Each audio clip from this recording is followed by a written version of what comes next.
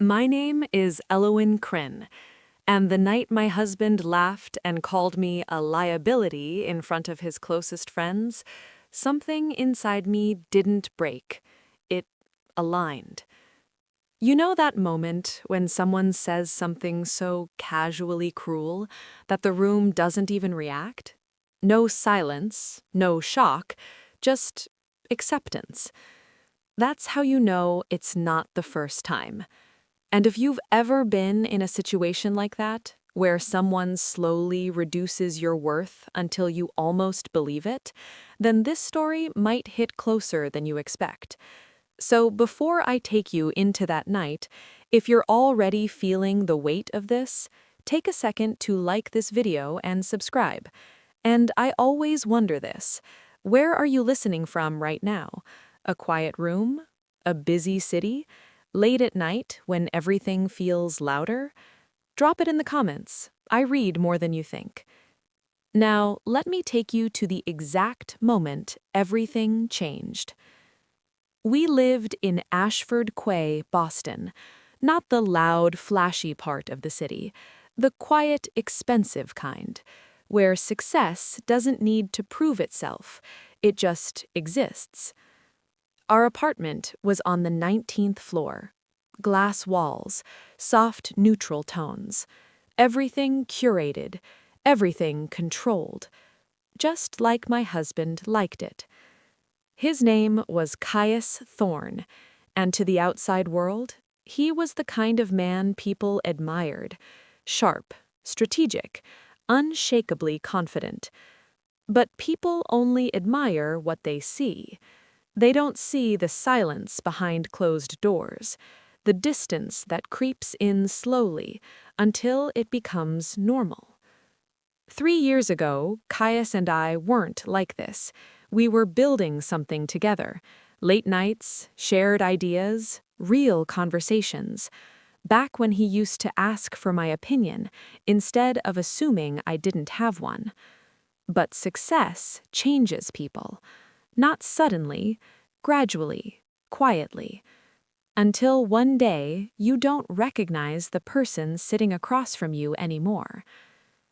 "Make sure everything looks right," Caius said that evening, adjusting his watch without looking at me. "They're not just friends, they're important." I nodded. "It's already done." He glanced around the apartment, then at me.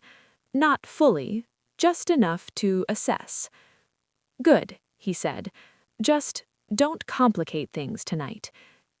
Complicate.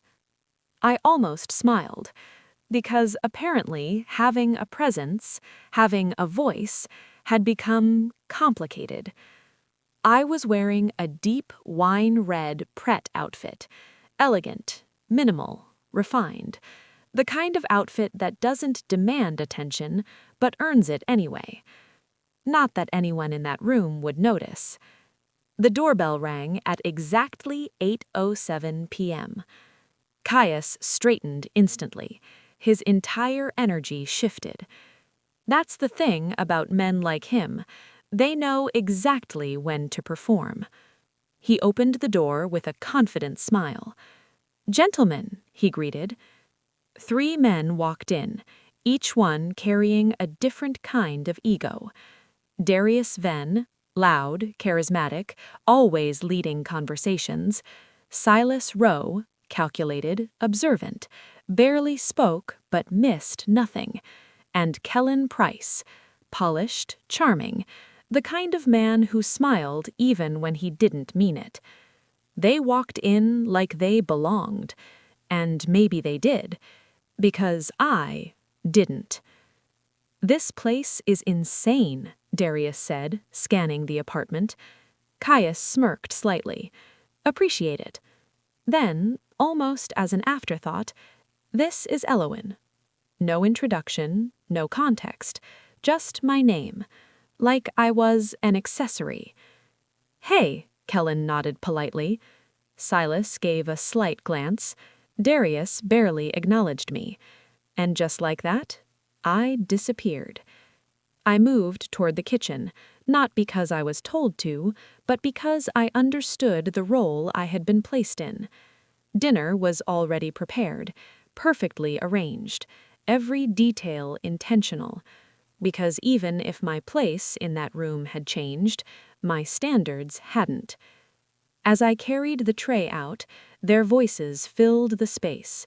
Numbers, investments, expansion, the language of people who measure value in control. "Drinks?" I asked calmly. "Yeah, sure," Darius said. I placed each glass carefully. Steady hands, unshaken expression. "Damn," Darius chuckled, leaning back. "Yeah, you're lucky, man." Caius smirked. "Yeah, things worked out." Worked out. Like I was part of a deal, not a person. I stepped back slightly, stayed quiet, observed, because when people underestimate you, they reveal everything. Dinner began. Conversations overlapped. Laughter echoed. And then it happened. "So, Elowin," Kellen said casually, "what do you do?" A simple question, but in rooms like that, simple questions carry weight. I opened my mouth to answer, but Caius interrupted. Not loudly, not aggressively, just effortlessly. "She doesn't really do much," he said with a light laugh. And just like that, the room shifted. Darius chuckled. "Must be nice, though." Silas smirked slightly. "Low-stress life." And then Caius added, "Yeah, keeps things simple. No real pressure, honestly." He leaned back, took a sip. "Honestly, she's more of a liability than anything." Liability. Not useless, not unimportant. Worse, a burden. Something that slows you down. The word echoed in my mind. But the room? They didn't react. They laughed. Not cruelly, casually. Like it made sense. Like I fit that description. And that's when it hit me. Not the insult, the realization. They believed him. Not because they knew me, but because he defined me. And I allowed it. For too long. I placed my fork down gently, looked at Caius, really looked at him, and for the first time in a long time, I didn't feel hurt. I felt awake. Because in that exact moment, something shifted inside me. Not emotional, strategic. I stood up calmly. "I'll bring dessert," I said, my voice steady, unshaken. No one stopped me. No one noticed. And that was the most dangerous part. Because when people stop seeing you, they stop preparing for you. In the kitchen, I placed both hands on the counter, took a slow breath, and then I smiled. Not out of pain, but out of certainty. Because Caius thought I was a liability. But what he didn't know, what none of them knew, was that everything they admired about him, everything he was proudly presenting that night, everything they believed he built on his own, was connected to something, someone he just publicly dismissed. And the truth? It wasn't emotional. It wasn't dramatic. It was documented, signed, owned, by me. And very soon they were all going to learn what happens when you call the wrong woman a liability. The strange thing about humiliation is that it echoes. Not in the room, not in the voices of the people who laughed, but inside you, quietly, relentlessly. I didn't go back to the table right away, not because I couldn't, but because I didn't need to. For the first time that night, I wasn't reacting anymore. I was thinking. There's a difference. A big one. Reacting is emotional. Thinking? That's dangerous. I opened the fridge, not because I needed anything, just to give myself a moment to slow everything down. Because moments like this, they test you. You either break or you remember who you are. And I remembered. Not the version of me Caius saw, not the quiet, simple woman he introduced to the room. The real me. The one who sat in rooms far bigger than that dining table. The one who understood numbers better than the men laughing outside. The one who built things and walked away from them without needing applause. The one he thought no longer existed. A soft laugh escaped my lips. Because the irony? It was almost poetic. He called me a liability in a house that wouldn't exist without me. I picked up the dessert tray. Tiramisu. Clean cuts. Perfect layers. Even now, everything I did was precise. Intentional. Controlled. I walked back toward the dining area. Slow steps. Steady breath. Their conversation hadn't changed. Still loud. Still careless. Still convinced. "You gotta scale faster," Darius was saying. "Opportunities like this don't wait." Caius nodded. "I know. I'm already working on expanding the structure." Structure. I almost smiled again, because if there was one thing I understood better than anyone in that room, it was structure. I placed the dessert plates down one by one. No one stopped talking, no one acknowledged me. Except one. Silas. He looked at me, just for a second longer than normal. Not curiosity, not sympathy, recognition. And that was interesting. "Appreciate it," he said quietly. I gave a small nod. Nothing more, because attention is something you learn to manage. Too much of it? Dangerous. Too little? Even better. I stepped back again. And then I heard it. "So, what's next for you, Caius?" Kellen asked, leaning forward. "Bigger plays? New partners?" Caius leaned back, confident. "Already in motion," he said. "Got a few strategic moves lined up, just waiting on final confirmations." Strategic moves. Final confirmations. I turned slightly. Because now, this wasn't just conversation. This was timing. "Big money involved?" Darius asked. Caius smirked. "Let's just say, once this goes through, everything changes." Everything changes. I exhaled slowly. Because he wasn't right, he just didn't understand how. "Smart," Silas said quietly. "Timing matters." Our eyes met again. This time, longer. And for a brief moment, it felt like he knew something. Not everything, but enough to sense there was more happening beneath the surface. Caius didn't notice. Of course he didn't. People rarely notice what they don't expect. Dinner ended. Chairs shifted, glasses emptied. The energy in the room grew looser, more relaxed, more careless. That's when people talk the most. That's when they reveal things. "Man, you really leveled up," Darius said, looking around again. "Didn't think you'd move this fast." Caius chuckled. "Yeah, had the right push at the right time."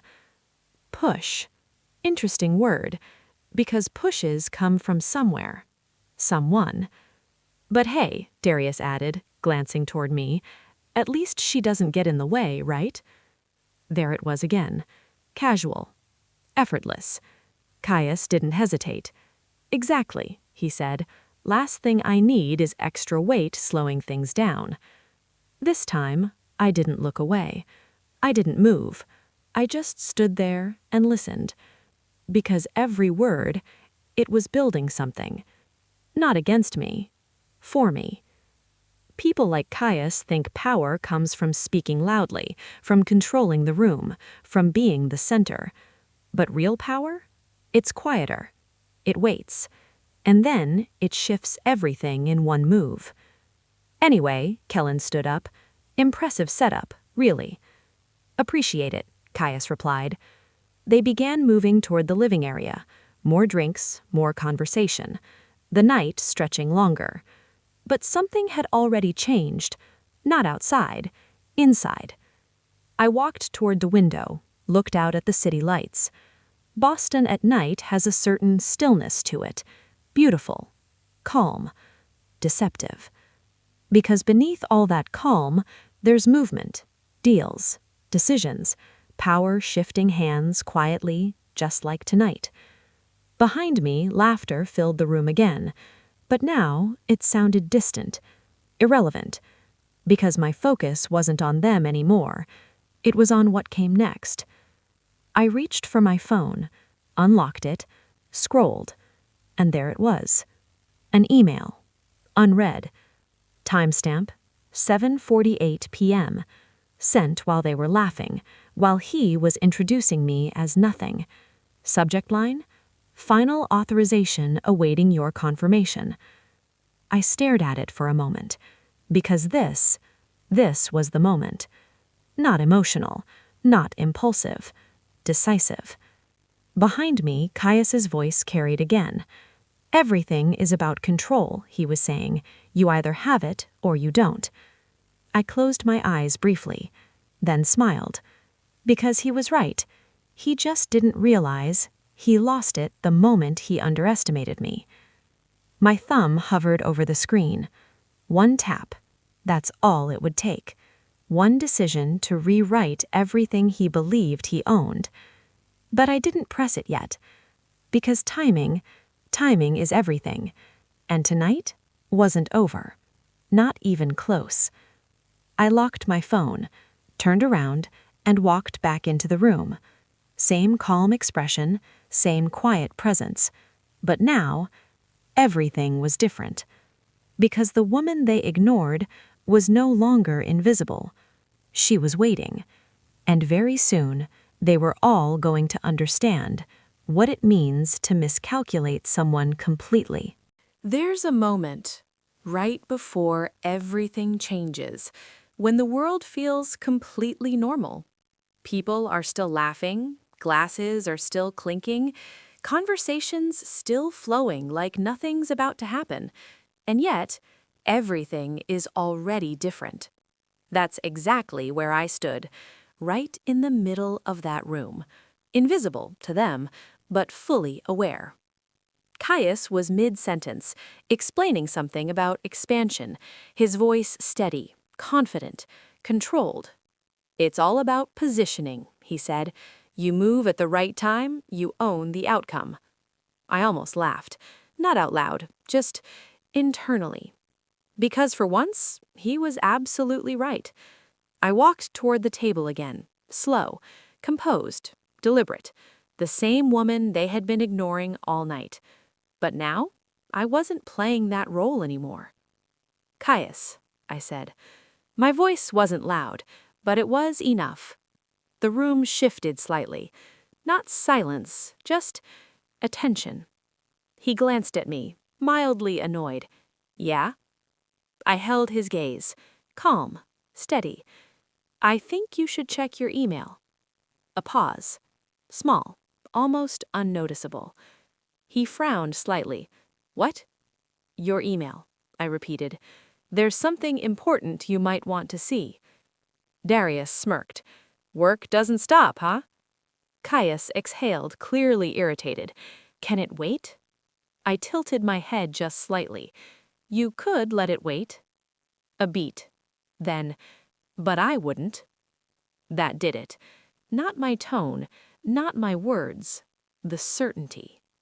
Caius studied my face for a second longer than usual, like he was trying to figure something out. Then he scoffed lightly, pulling out his phone. All right, let's see what's so urgent. The room didn't stop, but the energy shifted, subtly, because something had entered the space. Uncertainty. He unlocked his phone, scrolled, clicked, and then it happened. That moment, the one people never prepare for. His expression changed. Not dramatically, but enough. His jaw tightened, eyes narrowed slightly, posture shifted. Everything good? Kellen asked, casually. Caius didn't answer. He was reading. Really reading. Not skimming, not dismissing. Processing. What is it? Darius leaned forward. Still nothing. Because in that moment, Caius wasn't in control anymore. He looked up at me, and for the first time that night, there was no confidence in his eyes, just confusion. "What is this?" he asked. I didn't rush to answer. I walked closer, took my time, because moments like this, you don't hurry them. "You should read it carefully," I said softly. His grip tightened around the phone. "I am reading it," he snapped. Silas stood up slowly, walked a little closer. "What's going on?" he asked, quieter than the others. Caius exhaled sharply. "This doesn't make sense." And that's when I spoke. "It makes perfect sense." The room went still. Not silent, still. Because tone changes everything, and mine was no longer passive. "What are you talking about?" Caius demanded. I met his eyes. "The authorization you've been waiting for," I said. "The one you mentioned earlier." A pause. "It's been approved." Darius chuckled. "Well, that's good news then, right?" I looked at him briefly, then back at Caius. "Yes, it is." Another pause. "But not for you." That landed.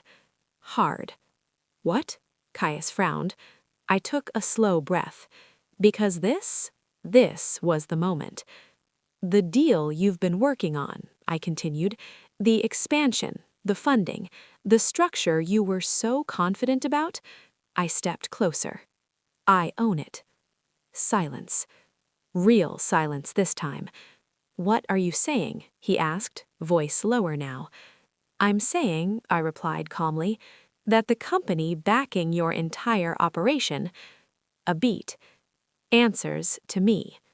No one laughed. No one moved. Because now, they were listening.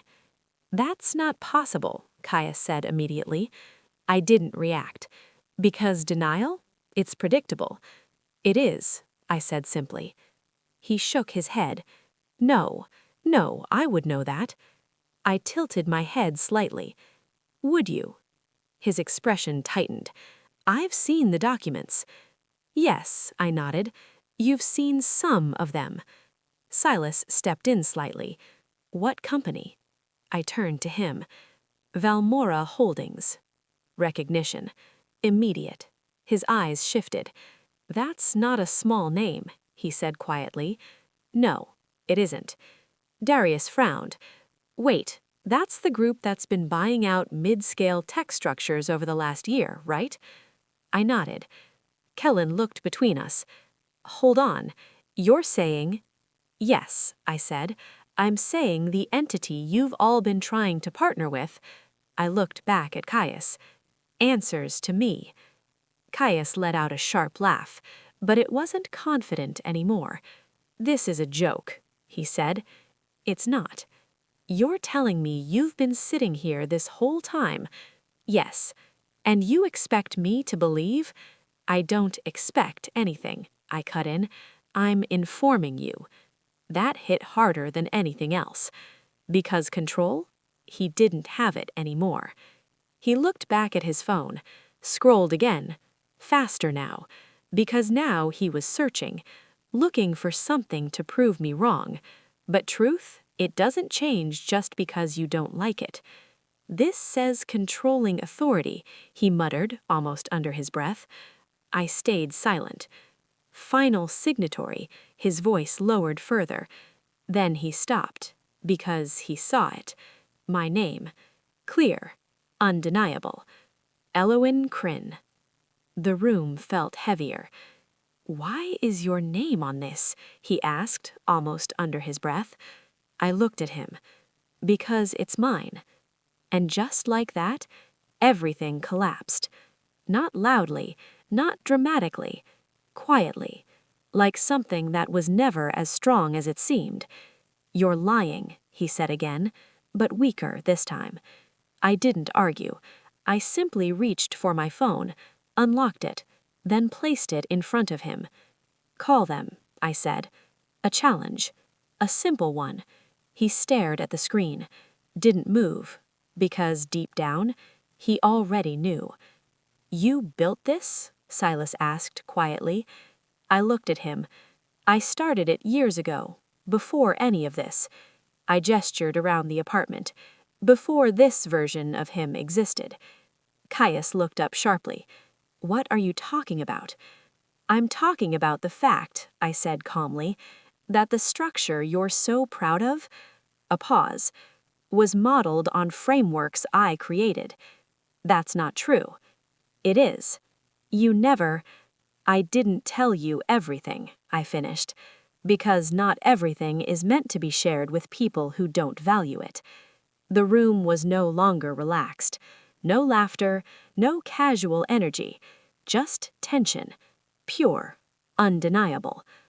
"You let me believe," Caius started. "I let you show me who you really are," I corrected. That silenced him. Because that's the part that hurts the most. Not the truth, but the exposure. Darius cleared his throat. "Well, this just got interesting." Kellen didn't say anything. Silas has. He was watching me. Not with confusion anymore, with respect. "You called her a liability," he said to Caius quietly. That line hung in the air. Heavy. Unavoidable. Caius didn't respond. Because what could he say? The narrative had flipped. Completely. "You built everything on something you didn't even understand," I said softly, "and then you had the confidence to dismiss it." He looked at me. Really looked at me this time. And for the first time in a long time, he saw me. Not the quiet version, not the simplified version, the real one. "I didn't know," he said. "I know. And that's the problem. You should have told me." I shook my head slightly. "No." A pause. "You should have respected me, even without knowing." Silence. Because that's the truth people don't like. Respect shouldn't depend on proof. It should exist regardless. The room stayed still, uncomfortable, unbalanced. He started again, but this time he didn't finish. Because some realizations don't need words. They just sit with you, heavy, permanent. I stepped back, calm, unshaken. "I've already signed the authorization," I said. That got everyone's attention again. "What does that mean?" Kellen asked. "It means the deal moves forward," I said. A pause. Just not with him in control. That was it. The final shift. Complete. Caius didn't react immediately because there was nothing left to hold on to. "You're cutting me out?" he asked finally. I looked at him. "No," I said. "I'm putting you exactly where you placed me." A beat. On the outside. That was the moment. The real one.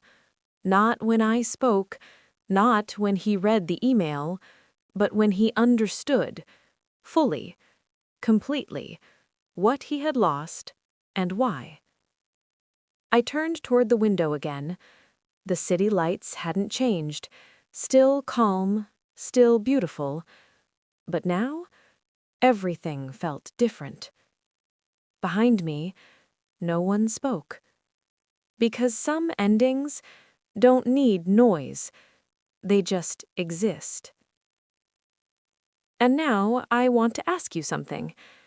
If someone you truly loved stood in front of others and reduced you to nothing, like you didn't matter, like you were just there, what would you do? Would you stay silent? Would you walk away? Or would you wait and show them exactly who they underestimated? Be honest. I really want to know. Drop your answer in the comments.